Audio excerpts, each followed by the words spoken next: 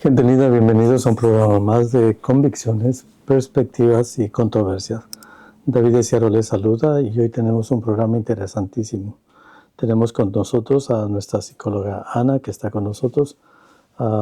Bienvenida. Muchísimas Es un gracias, gusto doctor. tenerla con nosotros.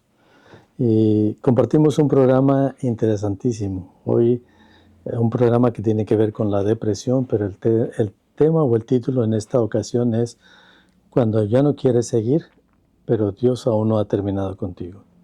Así que nuestra psicóloga nos va a compartir un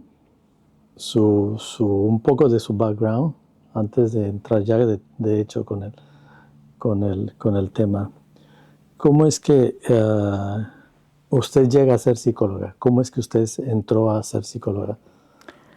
Bueno, primero que todo quiero dar las gracias por la honrada de esta invitación al pastor David y por la oportunidad de compartir con las personas que vayan a escuchar el programa, porque me encanta educar y creo que la instrucción es algo muy importante para todo el que quiera aprender. Trataré de hacer la historia corta. De muy pequeña siempre tuve muchas preguntas acerca de la conducta humana y de por qué las personas se comportaban de una forma o de otra. Y también tuve algunas circunstancias físicas de salud que me hacían pensar que yo iba a estudiar medicina. Pero después que crecí, se afianzó la idea de querer comprender la conducta humana y pasé por varias etapas hasta que entré en la universidad a los 22 años a estudiar la carrera de psicología. Cuando me hice los test de orientación vocacional, salía medicina, psicología y comunicación social.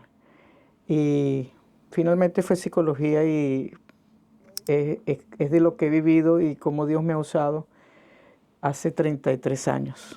Pero dice que usted en su área, en su examen que le hicieron, usted quería comunicación social, pero usted era muy tímida en su infancia, según leí su documento, su historia, su libro. Tiene razón, muchas gracias. Sí, y sin embargo, ahí es donde yo me pienso que aún con la timidez, los que tenemos en nuestro corazón una necesidad de transmitir algo que hay dentro nuestro, buscamos la manera de pasar por encima de esa timidez. Claro, en aquel momento yo no estaba consciente de cuán profunda estaba esa timidez en mí y es parte de lo que hace que aún después de graduada de varios años, conecte yo también con una depresión profunda personal que podemos ir hablando a lo largo del programa sobre Y esto. sí se lo pienso preguntar, Mm, puesto que usted sufrió la depresión cuando usted ya se ejercía. ujú. Entonces a mí me causó, yo tengo que hablar con ella, porque si usted está impuesta a tratar pacientes con sin esa situación, Ujú. yo me dije, yo necesito hablar con ella para preguntar cómo es posible que alguien que está tratando con problemas psicológicos o con situaciones como estas de depresión está viviendo un cuadro similar de una depresión. Pero bueno, ahorita lo vamos a ir Ujú. conforme se va desarrollando el tema. Uh, Usted dice que entonces empezó a estudiar la psicología porque eso fue lo que fue en el cuadro, pero ¿qué fue lo que a usted le inspiró? ¿Que fue una persona? ¿Fue el tratar con los problemas emocionales? ¿Qué fue lo que a usted la condujo? Porque no nomás se basó en el puro test. Claro, pienso que como niña y adolescente yo tenía muchas preguntas en mi corazón, en mi mente. Muchas preguntas sobre el sufrimiento, sobre el dolor, sobre el trato. Eh, Aunque tuve muchas cosas buenas y positivas en mi infancia, también hubo muchos momentos de soledad en los que hubo aislamiento y hubo carencias emocionales. Entonces, pienso que esa fue la esencia de la curiosidad y la necesidad de conseguir respuestas a esas situaciones de la infancia dolorosas que para mí en mi cabecita de niña no tenían respuesta. Ya cuando voy creciendo y estudio en el bachillerato y todo, pues era como una motivación, una vocación, una curiosidad, era como todo junto, ¿no? Como que allí voy a conseguir respuestas. De hecho, ya después como docente en la universidad, una de las cosas que más le reafirmo a los estudiantes es que esto es una generalización bien delicada y fuerte, pero me atrevo a hacerla. Pienso que todos los que estudiamos psicología es porque creemos que vamos a resolver nuestros conflictos a través de la carrera. Es una de las hipótesis. Y si no nos hacemos conscientes y responsables de eso, entonces, a medida que vamos madurando, si no resolvemos lo nuestro, no podemos acompañar a otros a resolver lo de ellos. Es un poco lo que usted preguntaba, que seguro lo vamos a responder mejor después. Ana Patricia Stampo, con una niñez un tanto controversial, polémica, que se describe en su libro, su libro que escribe. Y bueno, mis tres voces: persona, psicóloga y esposa de pastor en este caso. Presento el libro que ella ha escrito y que está presentando sin duda sus tres facetas, y ahí describe, y estoy entendiendo un tantito de su conversación por la parte que leo del libro, de los sufrimientos que llevó de su infancia y los análisis y exámenes clínicos médicos que usted los interpreta después que es un abuso. Y luego cuando sus padres la deciden poner en las clases de música, y usted agarra una fobia, un desprecio para la música por la experiencia. No sé qué tanto quiera decir, pero si ya lo dijo en su libro. Claro, por usted, supuesto, claro que lo puedo hablar. De pequeña, mi mamá descubrió que yo lloraba mucho, y en medio de todo eso, según ella me contaba, a los 2 años, descubren que yo tengo una infección en los riñones, y eso producía dolor cuando pues orinaba. Pero los exámenes en esa época, cuando yo nací, este año cumplí 60 años, si le quitamos 58, ¿verdad? No eran como los exámenes de ahorita. Eran unos exámenes físicos, médicos, muy agresivos para un niño pequeño, donde se colocaba una sonda. Y no es como ahorita te hacen un contraste y te meten un MRI, sino que allí había que orinar para que los riñones pudieran salir en la radiografía. Todo eso queda grabado en el cuerpo como una vivencia de abuso. Un niño no sabe diferenciar en ese sentido con un médico. Había dolor, había confusión, y esas imágenes y esas vivencias quedaron grabadas en mi cuerpo, y yo no lo entendía sino hasta después de adulta, incluso después de graduada, fue que pude darme cuenta de cuán vivo podía estar eso dentro de mí por profundizar pues, en la conducta humana y todo eso. Y después, cuando es llevada a que siga estudiando música de piano, ¿usted tiene otra experiencia? En la adolescencia tuve un profesor que él intentó tocarme, él me tocó, nunca lo dije, simplemente me aparté. Yo cuando eso tenía 14 años, ya estaba entrada a la adolescencia, y la excusa pues fue decirle a mi mamá que pues yo tenía que estudiar, que tenía que pasar las materias. Yo creo que la misma timidez y el mismo aislamiento que yo había creado en la medida que fui creciendo, porque nosotros, mis hermanas y mi hermano y yo, bueno, más que todo fuimos acompañados por personas que nos cuidaban, nanas, babysitter. Mis padres trabajaban muchísimo. Entonces, muchas veces lo que le explico a los padres es que el hijo necesita presencia física y emocional, porque a veces estamos presentes físicamente, pero emocionalmente estamos desenfocados. Entonces, en lo que hoy sería la escuela para padres, que hacen muchos psicólogos, es enseñar al padre que la presencia física y emocional es importante. Nosotros tuvimos personas hermosas que nos criaron, porque también tienen un valor, pero el niño pequeño, entre los 0 y 7 años, quiere a su mamá. Y eso está ya escrito en todos los libros, está comprobado de todas las maneras. Y después que me hice cristiana, una revelación que el Señor me mostró, lo pude entender a través de leer algunas partes de esa porción de la palabra, es el pensar que Moisés, su mamá, no podía tenerlo con ella, y lo puso en un Moisés, en una laguna, en un lago. Y sin embargo, Dios hizo que ella fuera la que lo criara y lo amamantara, porque la hija del faraón no podía tener hijos. Entonces, cuando yo leo esa historia, digo, es como la confirmación de lo que en ese momento de mi carrera y de mi vida profesional se comienza a revelar de cuán importante es la figura materna en un ser humano en sus primeros 3 años de vida. Sana, pero entonces es como le digo a las personas cuando trabajo la parte emocional y espiritual, nosotros hacemos lo que podemos con lo que tenemos. Entonces la gente dice, pero es que lo hice mal. No, no lo hice mal. Lo hice como lo pude hacer porque lo hice con lo que tengo. Sí, nadie nace con un manual de ser padre o de ser madre Ajá. y ya como van surgiendo las circunstancias se va desarrollando. Usted ha mencionado varios aspectos muy importantes. Entre ellos, usted está mencionando el que cuando alguien está siendo víctima de abuso, se calla, no lo dice.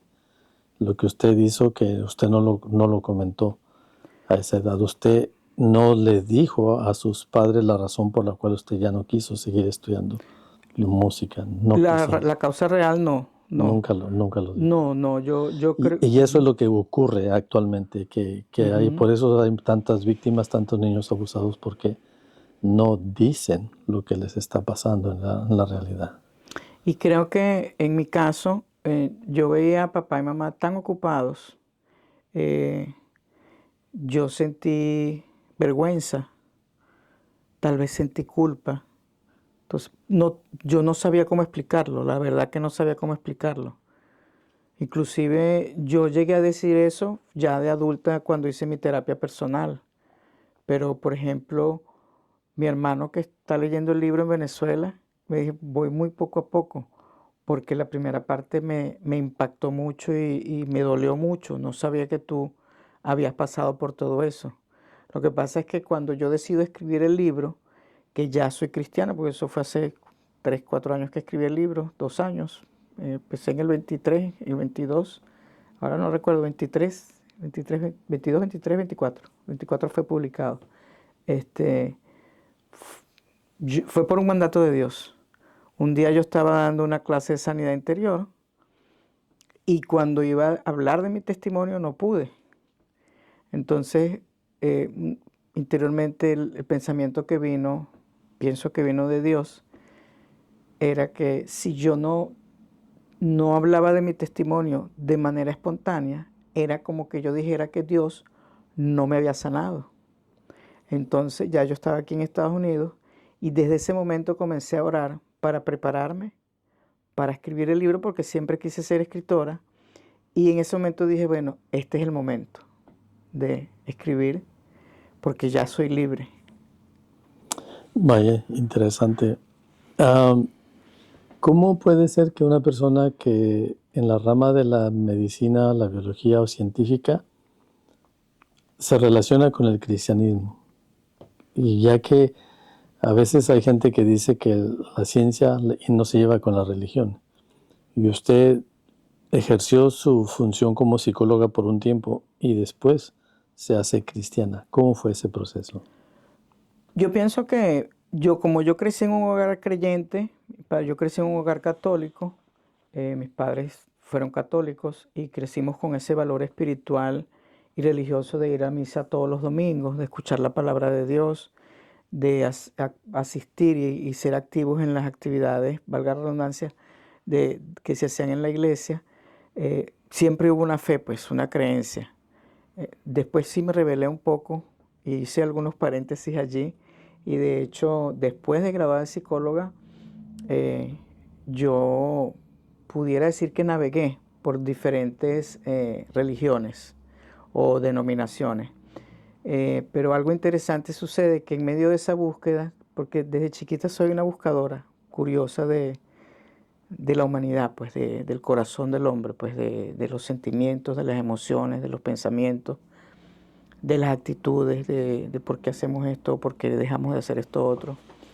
En medio de esa búsqueda, pues yo tuve varias terapias porque una de las cosas que nos enseñan en la escuela de psicología es que hagamos nuestros procesos personales, sobre todo si nos vamos a ir por el área clínica. Tal vez por otra de las áreas no es tan importante como por el área clínica. Entonces, en medio de esos procesos, ya después de graduada, me conecto con una terapeuta cristiana y ocurrió algo, yo diría gracioso y jocoso, que es que ella pudo percibir cuán profundo era lo que yo estaba viviendo en ese momento a nivel emocional y espiritual, y me invitó a la iglesia cristiana evangélica. Entonces digo jocoso porque yo no quería ir y de paso era yo quien la iba a buscar los días domingos, porque ella no tenía carro o ella usó esa excusa como para llevarme, ¿no? Entonces por varios meses yo la llevaba y se fue revelando un Dios diferente dentro de mí. Entonces como yo estaba tan débil en ese momento, tan deprimida, y yo había, incluso dejé de ejercer por un tiempo, por 2 años completos casi, me dediqué en esos 2 años a mantener la terapia personal profunda y a ir a la iglesia. Y trabajaba con mi hermana, entonces lo que ganaba básicamente era lo que necesitaba. Pagar la terapia de grupo, pagar las sesiones individuales y echarle gasolina al carro y ir los domingos a la iglesia. O sea, no necesitaba más nada. Entonces, así fue como Dios lo usó. En mi caso, fue a través de mi propio proceso personal de búsqueda interior, psicológica, emocional, en la continuación de buscar respuestas. ¿Por qué me retiro de la psicología? Porque digo, bueno, lo que usted dijo, ¿cómo que una psicóloga va a tomar antidepresivos? ¿Cómo voy a atender? Sin embargo, en esa época, yo no hacía un ejercicio profesional profundo como lo hice después. Yo comencé en el área de la docencia, en el área social comunitaria, y sí descubrí que cuando intentaba entrar en el área clínica, era como que algo me expulsaba. O sea, como que yo entraba en miedo, pero era inconsciente. Yo no sabía por qué me asustaba. Ahora lo puedo explicar. Y entonces me quedaba con la clase, me quedaba con otras actividades, pero llega un momento en que yo no podía tapar el sol con un dedo porque lo que yo sentía dentro de mí me superaba. ¿Cuándo fue cuando usted sintió su primer ataque de pánico siendo ya psicóloga? ¿En qué momento, cómo realizó usted? ¿O cómo descubrió usted que usted estaba en una profunda depresión? ¿Cómo fue que lo descubrió? ¿Se hizo un autoanálisis usted misma No, o no, nunca recomiendo eso. nunca No, recomienda? uno mismo no. No, hay cosas que uno mismo no. Lo único que uno puede hacer uno mismo es buscar la presencia de Dios en intimidad y en oración, porque el mismo Dios se revela de tal manera que como nos acompaña, Él mismo nos muestra, o a través de sueños o visiones o lecturas, que casi es como lo hace Él. Pero no, como ya yo era psicóloga clínica, yo cada cierto tiempo iba a los terapeutas personales. Y en ese momento yo llegué a un especialista, una joven especialista, en aquella época, estamos hablando de 25 años atrás, em, nacía un enfoque que se llamaba Renacimiento. Entonces, alguien me dijo, es bueno que tú vayas a una renacedora, a un renacedor, aunque el que use ese enfoque. Y yo me lancé al agua, pues con ello dije, bueno, si he hecho estas otras terapias, pues no importa que haga una más. Luego me doy cuenta que esa muchacha, que era una muchacha joven, terapeuta, no era psicóloga, porque para ser renacedor no tenías que ser psicólogo necesariamente. Me dejó un proceso abierto. Ella no supo cómo manejarlo. Entonces yo voy a un sitio que se llama en mi ciudad Ascardio, que es para trabajar la parte de cardiología, porque yo tenía una taquicardia muy fuerte.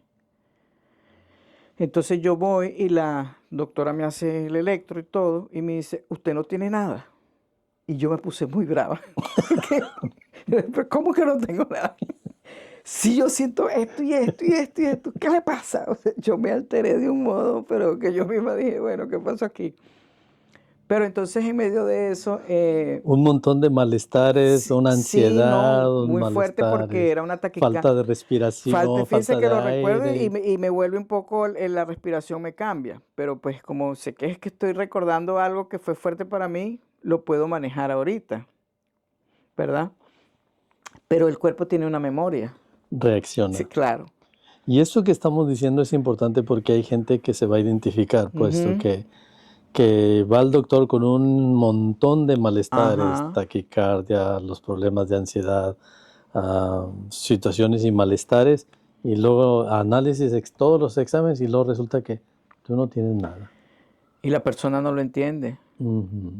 Entonces, en ese momento, yo creo que fue la primera vez, yo tenía la mamá de una amiga, era acupunturista, y por alguna razón conecto con ella y voy a su casa a hacerme la sesión de acupuntura.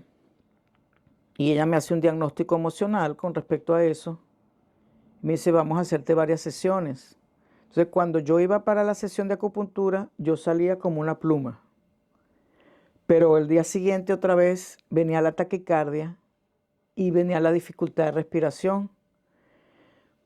Entonces, como yo siempre fui inclinada hacia la medicina natural, una amiga me dice, ve a que está homeópata, médico homeópata. Y voy a que está médico, y esta médico me conocía a la renacedora. Y yo sé que es de Dios, porque nada es casualidad. Y yo me quedo como que, me dice, mira, te dejaron un ciclo abierto de miedo. Y la única persona que yo conozco que te puede ayudar es fulana de tal, que es la terapeuta con la que fui a la iglesia. Entonces, cuando llego a las manos de ella, nunca olvido, la primera sesión, nunca en mi vida había tenido yo una sesión que me atendieran a mí tan larga. Duré 4 horas hablando. Pero lo que más me impactó es la dedicación y la paciencia y la sabiduría de esta terapeuta. Porque yo estoy yendo es para 1 hora de atención, como es lo normal generalmente. Y se hizo 4 horas. Y se hizo 4 horas porque yo a través de ella luego y de la escuela en la que ella estuvo, cuando la gente me dice, ¿cuánto cobras tú por hora? Yo no sé cobrar por hora. Yo pongo un monto porque yo trabajo por proceso, no por hora. Entonces, si la persona a los 50 minutos comienza a llorar, yo no le voy a decir, mira, te quedan 10 minutos para que llores, por ejemplo. O sea, Suena ¿sí ves? ilógico, suena. Pero hay enfoques que son así. Sí, sí. O sea, el enfoque clínico tradicional es así. Se acabó el tiempo, no esperan la Lo hablamos próxima en la cita. próxima consulta. Y deja a uno la persona, o sea, ¿qué es esto? Y Ya. podemos seguir hablando muchas cosas, porque a partir de allí es donde se abre el panorama completo de lo que ahora yo soy, a través de todo ese proceso que fue de muchos años, de varios años. Interesante. Entonces, la conexión con la persona que diseñó ese programa de Renacer, la otra persona que le estaba dando terapia a usted, que era cristiana, fue la que hizo el link o la conexión Para mi parte para su espiritual, conversión. para mi conversión. Ujú. ¿Fue difícil para usted dar ese paso de fe al cristianismo No por el fue, conocimiento que tenía o fue fácil por el problema que usted tenía? yo creo que fue una combinación, porque yo creía en Dios, o sea, en ese aspecto no fue difícil. Pero la misma carga emocional que yo tenía, que ya me había como arrastrado, pues el estado de ánimo tan pesado y tan triste y tan oscuro, podría yo decir, ¿no? Entonces yo me entregué. O sea, como que aquí estoy, Dios. O sea, aquí.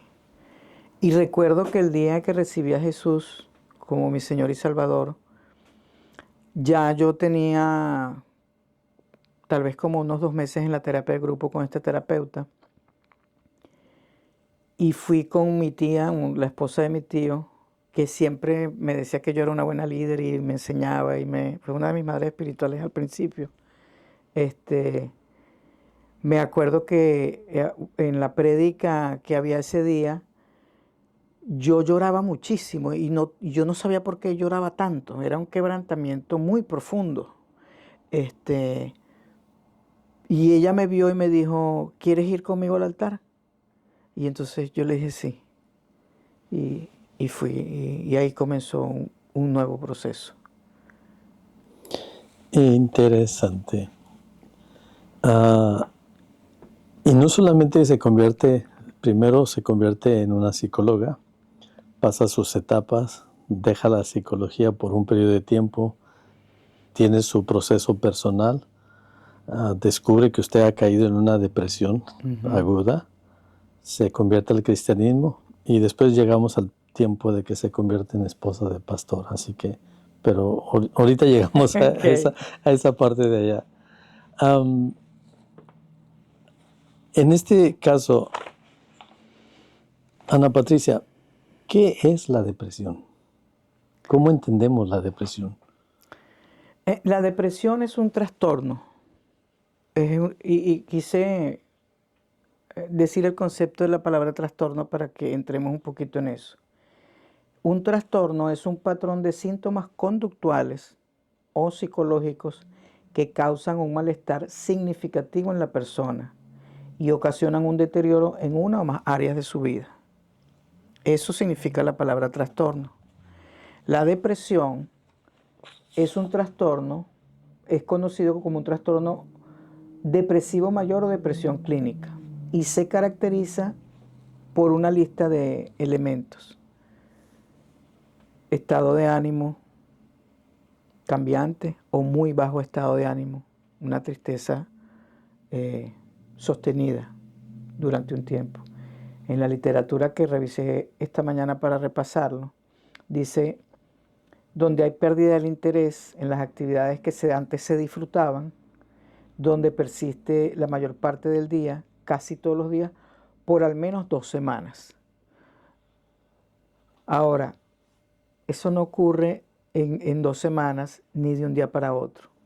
La depresión es un proceso que se va gestando en la persona a raíz de alguna situación que la persona vive, donde esa persona va acumulando una serie de circunstancias y vivencias en su parte emotiva, en su parte almática, en su parte emocional, donde esa persona, además de perder el placer por las cosas que antes le gustaban, de tener un estado de ánimo de tristeza sostenido, comienza a tener alteraciones en el sueño, alteraciones en el apetito. Pueden darse como que o la persona duerme mucho o duerme muy poco, o la persona come mucho o come muy poco, o no come nada. Entonces, como varía de persona a persona, es muy importante identificar. Por ejemplo, después de años de ejercicio, casi siempre en la primera consulta son 2 cosas básicas que yo pregunto: ¿cómo está tu sueño y tu alimentación? Entonces la gente a veces dice: pero ya va, ¿pero por qué usted me pregunta eso? Bueno, porque depende de cómo duermas, yo puedo saber cómo estás. ¿Por qué? Porque como el pensamiento cuando estamos deprimidos o ansiosos, cambia el ritmo, cambia el curso, cambia el contenido. Entonces, como además tenemos niveles de pensamiento, pues tenemos el pensamiento consciente en el que usted y yo estamos hablando, pero tenemos el pensamiento preconsciente e inconsciente, que es el más profundo. No nos damos por eso se llama inconsciente, porque no nos damos cuenta. Y entonces cuando le haces la pregunta al paciente, al cliente, él dice: hoy yo tengo tanto tiempo, yo no he vuelto a dormir igual. Entonces hay una línea divisoria en el tiempo y en las circunstancias. Entonces, ¿cómo eras tú antes? ¿Cómo eres ahora? Algo sucedió. Pero también se puede dar el caso de que la gente que no duerme, que no tiene sueño profundo, como aquellos que nomás quieren estar durmiendo.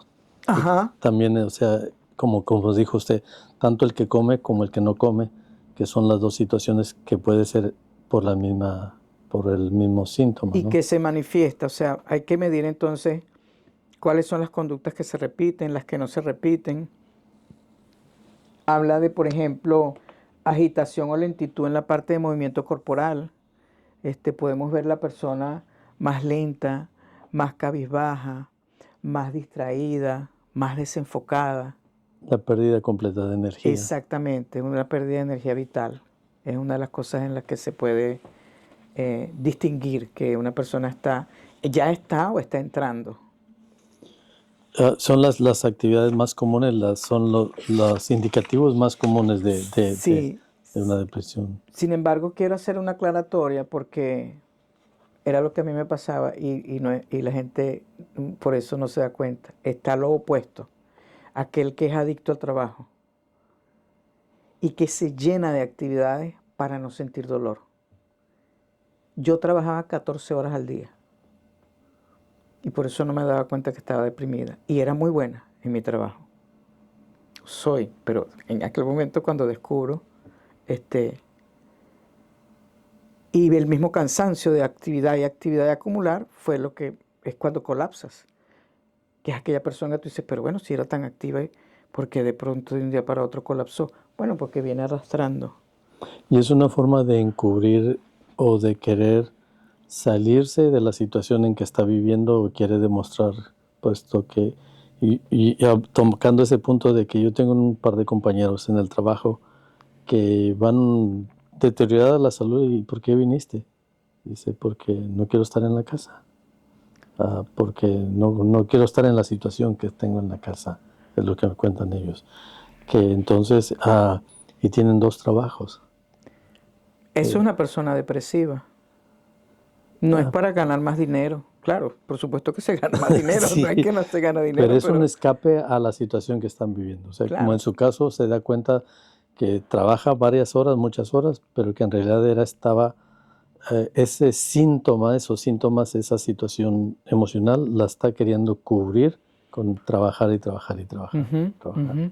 Interesante que no se ve de esa forma. Sí, entonces la gente, porque es una forma de aislarse. Si yo trabajo 14 horas diarias, ¿con quién me contacto? Nada más con la gente del trabajo. ¿Y dónde está la vida social? Y aunque no conviva con la gente del trabajo, está haciendo Ajá, su labor y ajá. no tiene comunión con los demás. Interesante ese punto, es muy, muy importante esa cuestión de que en realidad no nos damos cuenta que creemos que estamos activos, pero en realidad nos estamos aislando de todo lo Ujú. demás para poder cubrir ese sentimiento y esas emociones que tenemos. Usted menciona también varios otros aspectos aparte de esto, que la parte de la dificultad de concentrarse, estar Ujú. activos, pensar, tomar decisiones.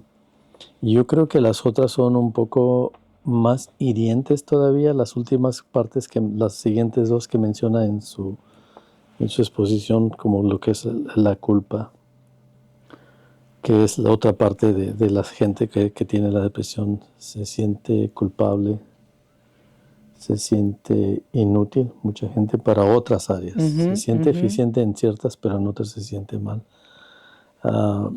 Y lo más severo, que cuando la persona llega a la depresión, como en los diferentes niveles que se tiene de depresión, ¿no? Que puede Ujú, ser, como dijo usted, empieza por una tristeza, ujú.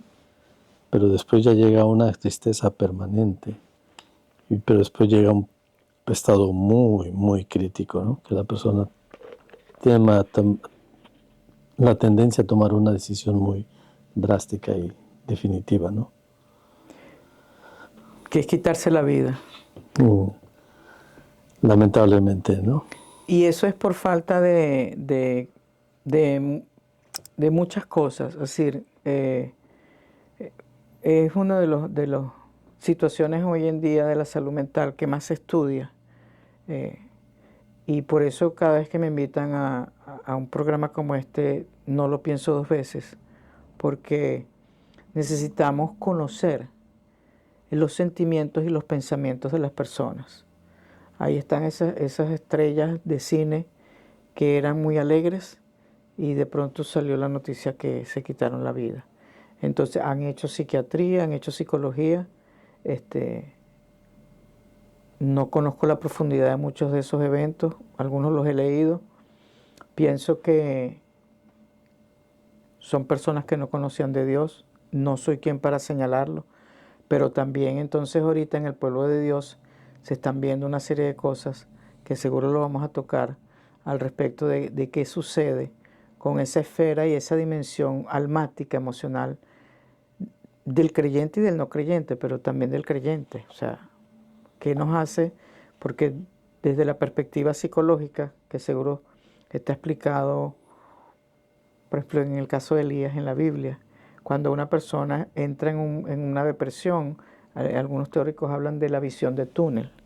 La visión de túnel es esa visión que un depresivo tiene donde no ve la salida, donde no ve la luz al final del túnel, donde cree que todo es oscuridad, donde no tiene, como usted dijo ahorita, una positiva conciencia de sí mismo, una positiva conciencia del entorno y una positiva conciencia del futuro. No ve su futuro. No es que tengamos que ver el futuro, pero cuando nosotros no estamos deprimidos, tenemos sueños, tenemos metas, tenemos planes, tenemos motivaciones y eso nos hace tener proyectos y decir, bueno, yo quiero desarrollar este proyecto, independientemente de que a largo plazo no lo desarrolle completo, porque a veces tenemos una lista de temas o de metas y pues, no, esta no, pero esta sí, pero la tenemos. Ujú. Usted menciona que hay varios niveles de depresión. Estaba mencionando, usted en la guía que usted me manda, hay una distensión de la depresión. ¿Cuáles son esas formas de distensión? Usted estaba hablando algo de reactiva o psicosocial. Ok, vamos a ver aquí en cuál de las preguntas, pero, ajá. Hay depresión endógena y depresión exógena. ¿Qué es eso? ¿Qué es la depresión endógena? Endógena es cuando viene de mi factor interno, de mi cuerpo, de mi organismo. ¿Eso es físico o mental? Es una combinación. ¿Por qué es una combinación? Porque nosotros tenemos un sistema nervioso. Mi sistema nervioso funciona con neurotransmisores. Los neurotransmisores son una sustancia química que tengo yo en el cerebro. Y hay diferentes tipos de neurotransmisores y ellos se alimentan de suplementos, de minerales, de alimentos y de información. Entonces, si yo tengo un desbalance químico, es endógeno. Pero también puede ser endógeno cuando tengo una situación infantil no resuelta y se manifiesta en mi adultez.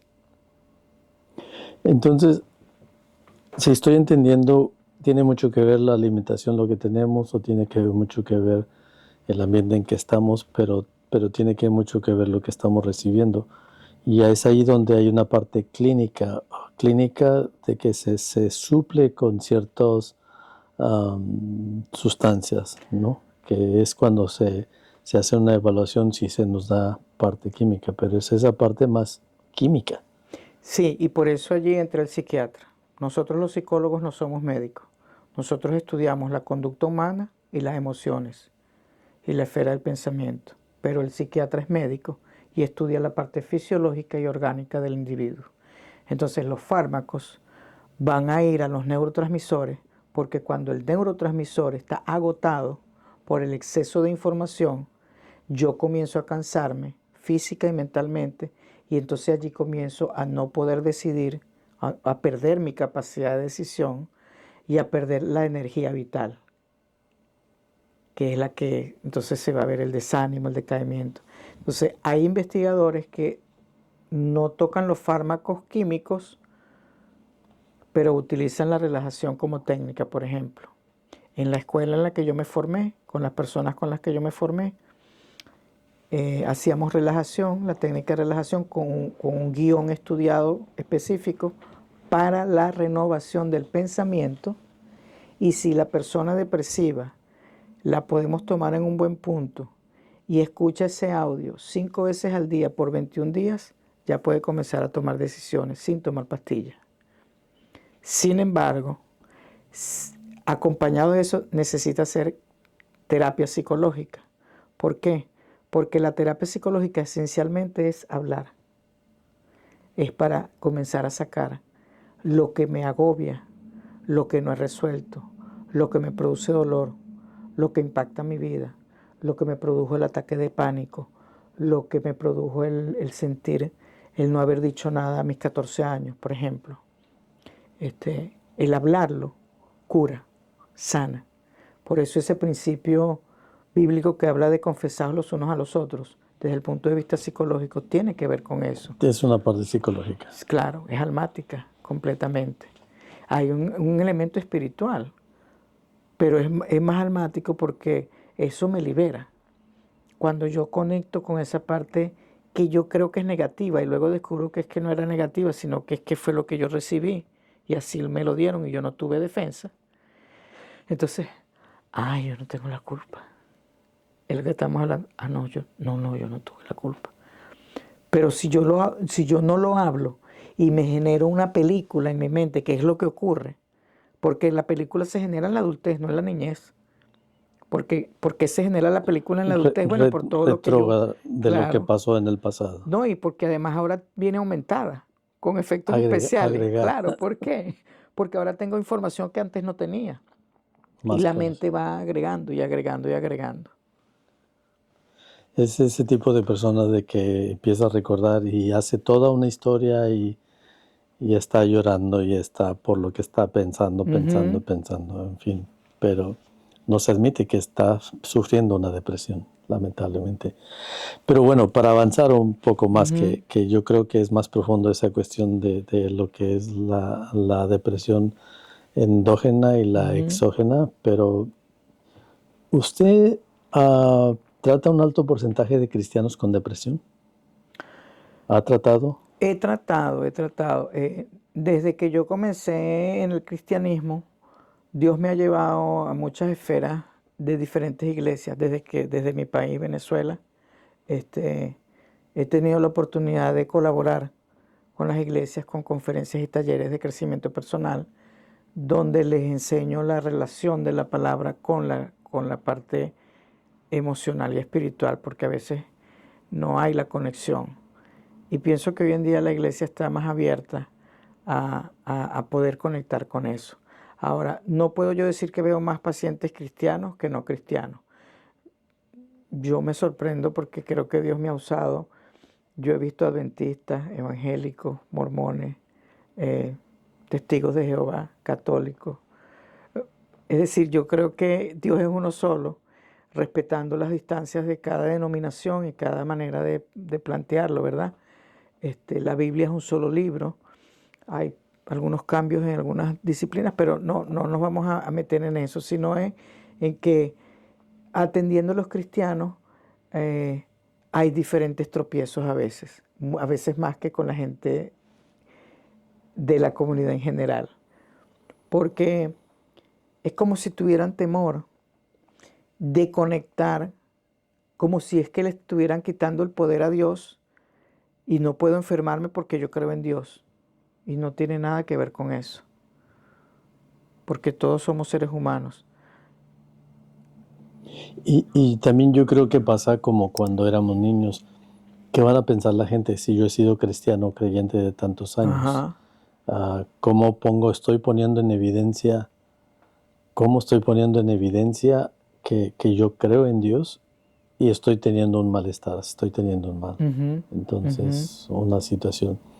En la escritura hay varios ejemplos que ujú, usted ya mencionó un ejemplo. Hay varios ejemplos de gente que ha sufrido la depresión. Uno de ellos fue Job. Lo mencionan en el libro de Job capítulo 3 del 11, que en medio del sufrimiento extremo por la pérdida de su familia, su salud y sus bienes, él deseaba no haber nacido. Esta es una situación ujú, de que, ¿para qué nací? ¿Para qué vine? Pues estoy aquí, estoy sufriendo. Entonces, él sufrió depresión. Moisés sufrió una depresión, Números 11, del 14 al 15, abrumado él por la carga de liderar al pueblo y frente a sus quejas constantes del pueblo y hablando con Dios, quítame la vida, le decía a Dios. Así que esta es una depresión ujú, fuerte, aguda, ujú, que en un determinado momento son líderes, son personajes que sobresalen en la escritura, pero que tuvieron crisis ujú, como cualquier otro ser humano. Lo que usted mencionó, el personaje de Elías, de que tiene una gran victoria y contra haber derrotado a 750 sacerdotes, no nada más 400. Entonces después está huyendo por la amenaza de una mujer. Cuando había vencido a 750 hombres, ahora el temor a una sola mujer. Vaya, interesante, ¿no? Que se va huyendo, se esconde en una ujú, cueva. Entonces, Jonás fue otro. Yo quiero, y usted hizo una exposición de Jonás que me encantó acerca de ese hombre tan temperamental, de que mm, su frustración, su molestia, su coraje, estando en Nínive, él desea la muerte, quítame la vida, ujú, deseando la muerte. Jeremías es otro profeta, uno ujú, de los profetas muy sobresalientes. Jeremías 20, 14 dice estos pasajes mencionan que él tenía una profunda aflicción, puesto que la gente no entendía, no quería, no aceptaba el mensaje de parte de Yahvé. Y el rechazo al ministerio profético, también le está diciendo, ¿para qué me tienes? ¿Para qué estoy? Mejor quítame la vida. Así que 4 personajes. Saúl, el rey Saúl, él sí, cuando está perdiendo la batalla, él quiere morirse y él pide. Y este es el único ejemplo que es trágico, puesto que él sí se lanza sobre su lanza, su espada. Sansón fue otro que él, humillado, sin ojos, por los filisteos, como un acto final, él pide morir y él hace un acto, pero ahí fue como de reivindicación, pero a la vez entregar su vida, ¿no? Sansón. Y aunque mencionan que también el apóstol Pablo, porque él dijo, para mí el morir es Cristo y el vivir es Cristo y el morir es ganancia. Mencionan que ya era como que él también estaba en un punto de decir, ya terminé, yo ya me quiero morir. Así que nadie está exento de sufrir estos trastornos emocionales. Nadie está exento. Y yo preguntaba de que, ¿cómo es posible? Porque la primera pregunta, ¿cómo es que una psicóloga cae en depresión? ¿Cómo es posible que los que creen en Dios caen en depresión? Lo tenemos, estos ejemplos en la Biblia de estos personajes que son héroes, que son distinguidos, pero están cayendo en una depresión. Pero también se ha demostrado que las personas que oran, cantan y tienen comunión con otros, que profesan la fe, llegan a recuperarse más pronto, sanan más pronto. ¿Qué me puede comentar a esto? Yo creo mucho en las terapias alternativas. La musicoterapia es uno de ellos. Aparte de que la música viene de Dios, bueno, hoy en día hay muchas composiciones que distorsionan la esencia de la música que yo pienso que viene de Dios, ¿no? Pero de hecho me hizo recordar esa pregunta cuando David le cantaba los salmos a Saúl. Y Saúl se calmaba, el rey Saúl, pero también el rey Saúl estaba metido en otras esferas después y entonces ya pasó a ser otra cosa. Pero sí está comprobado porque energéticamente nosotros tenemos puntos en nuestro cuerpo no tiene que ver con los chakras, porque a veces la gente no, esto es otro enfoque de la psicología que habla de puntos energéticos que se desarrollan en nuestro crecimiento evolutivo, emocional y físico, y uno de los elementos es el de la garganta, porque es la expresión. Entonces, cuando yo le doy actividad a mi garganta para expresar, ahí hay un proceso de sanidad, porque estoy dándole voz a mi voz y hay una liberación. Y si se combina eso con la música, con el canto, hay una liberación allí también de sanidad. Entonces, si además de eso lo combino con la oración, palabra de Dios, hay también sanidad. Lo que pasa es que si la persona viene con un desánimo profundo, no es suficiente. Ahí es donde viene el complemento de acompañar con la consejería, que puede ser consejería bíblica, pero para que la persona pueda también conectar, para que no se convierta en un proceso evasivo el cantar, por ejemplo, así como lo decíamos ahora con el trabajo. Porque si yo me pongo a cantar, pero no resuelvo lo que está dentro de mí, se canta en algún momento se va a no romper. Sí, no hay conexión. Exactamente. Pero las terapias alternativas, la pintura, la escritura, la artesanía, está comprobado que eso calma, baja los niveles de ansiedad, calma el pensamiento que esté abrumado, porque entonces ayudo a mi mente y a mi cuerpo, en este caso a través de las manos o de la garganta, a conectarme con un nivel de expresión emocional diferente al quedarme encerrada sin hablar, por ejemplo, que es una de las cosas con la depresión, que es el aislamiento, de ensimismarme y no querer hablar de mí o decir lo que siento. En realidad, entonces, si las actividades alternas ayudan, cuanto más la oración cuánto más el cantar a la divinidad, cuánto más el tener la comunión con gente que nos ayuda a estimular. Absolutamente. Y que cuando estamos deprimidos tendemos más a aislarnos y apartarnos, a no querer convivir, a no querer asistir, a no querer ir.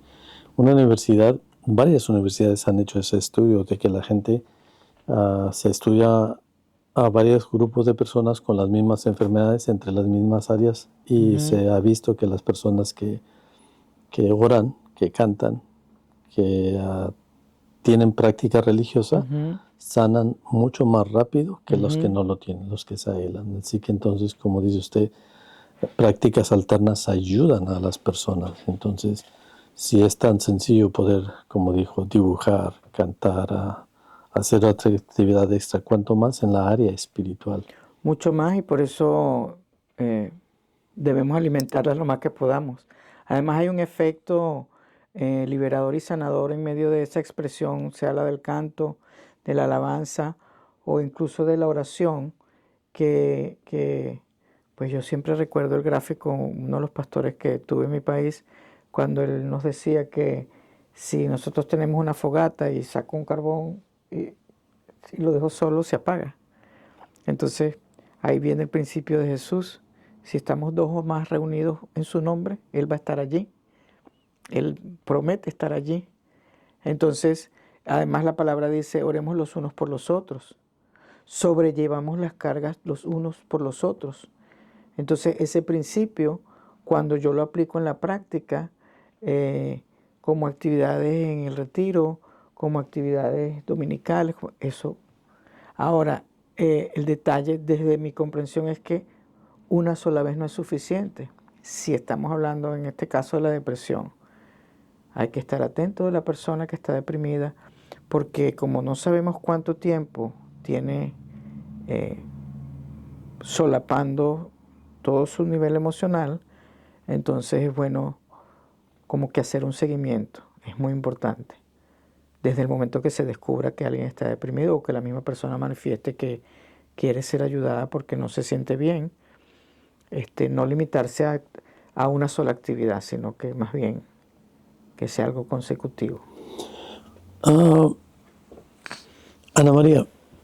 Ana Patricia, ¿cómo usted considera que varios cristianos están cayendo en depresión? ¿Cuáles serían las causas?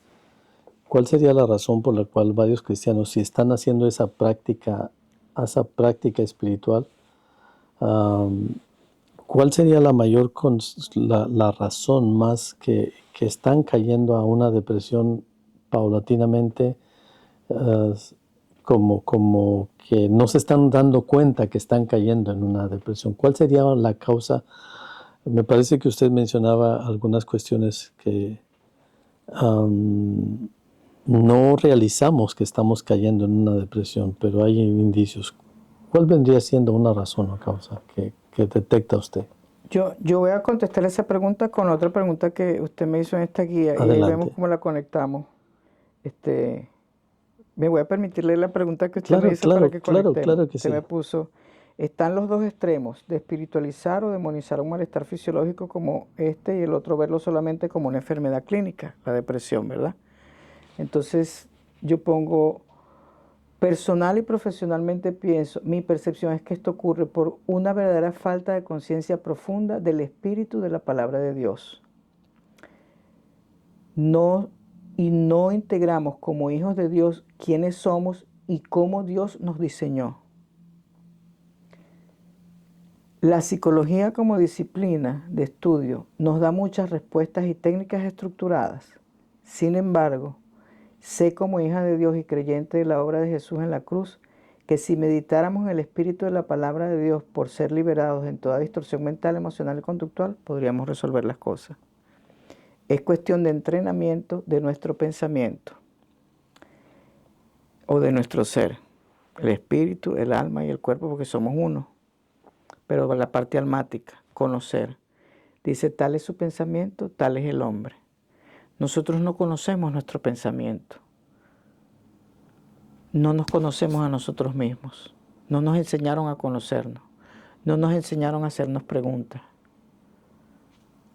Entonces, para recuperar el diseño original de Dios que va por el proceso y camino de recuperar nuestra identidad, lo cual es un proceso profundo, que además implica conocer dónde comenzó la distorsión de mi cabeza, para que yo olvidara lo que Dios dice de mí y me conecte con lo que yo pienso y siento de mí.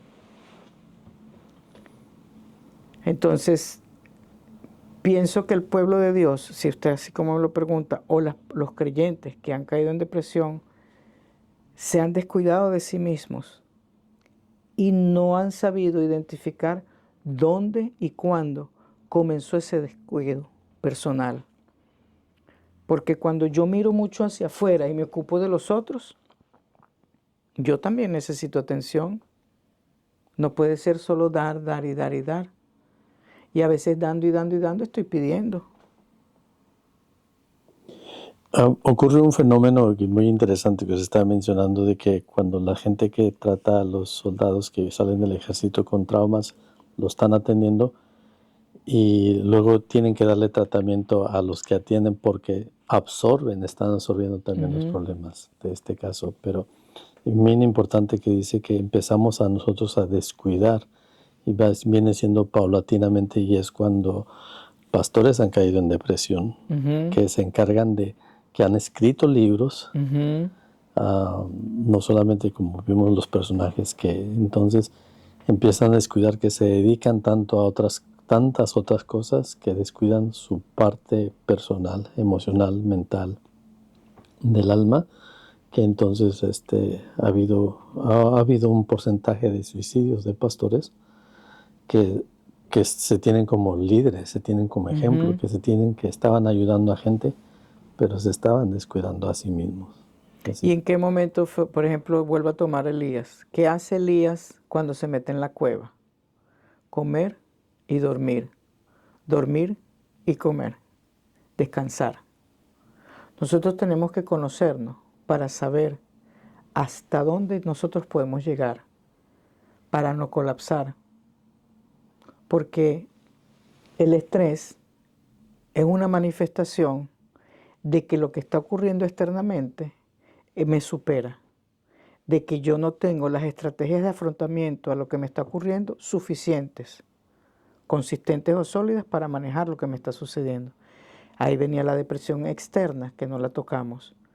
Cuando se me muere un familiar, cuando me divorcio, cuando me sacan del trabajo, cuando pierdo un hijo. O sea, esas son circunstancias externas, no están creadas por mi cuerpo, solo sucedieron. Y caigo en duelo, no sé resolver el duelo y caigo en depresión. Entonces, si un pastor no se ocupa de su descanso físico, mental y emocional, entonces es como abrir una puerta a una dimensión donde, porque los pastores no son Dios, son personas que son representantes de Dios en la tierra. Pero Dios no te está diciendo que no duermas y no comas para atender a otra persona. Se desmiden por querer atender a los demás, descuidan su persona, descuidan su propio hogar, y después vienen las consecuencias. ¿Ya? Cuando ya no quieres seguir, pero Dios aún no ha terminado contigo. Este es un tema muy amplio, nos hemos quedado casi a la mitad de esto, ya llevamos algún buen tiempo, y yo creo que vamos a tener que dejar más para una segunda parte de esto, ya que hay varias áreas que todavía nos falta por cubrir, pero es interesante de cómo Ana Patricia Stampo cae en una depresión y está a punto de dejar todo, y después resurge y con una nueva proyección, una nueva visión, nuevos trabajos. Yo creo que en la segunda parte o en otra ocasión vamos a tener que hablar acerca de esos nuevos proyectos, nuevas cosas que hizo, las clínicas que abrió, las cosas que hizo. Pero algunos de los libros que usted quiera recomendar, ya que vamos a cerrarlo y dejarlo de más conversación para más Claro adelante. que sí.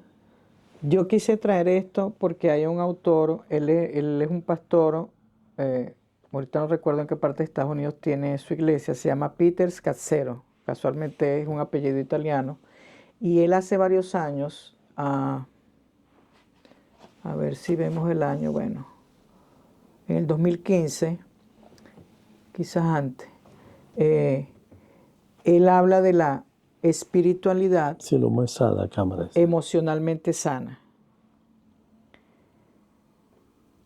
Y me impactó mucho, esto me lo recomendó una colega que fue mi alumna, vive en Dallas ahorita, y me dijo, tú tienes que leer esto porque se parece a tus charlas, me dijo ella. Yo digo, qué interesante.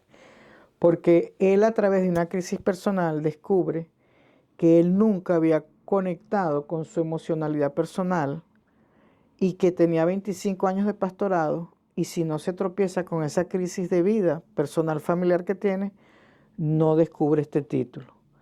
Entonces, es un tema largo que podemos discutir y desglosar, porque cuando yo revisé esa literatura, me di cuenta cómo Dios me ha usado y las cosas que me mostró a través del enfoque con el que me formé, porque detrás del enfoque de esta terapeuta cristiana está un psiquiatra que está ahorita anciano, pero está vivo todavía, dando charlas y haciendo radio,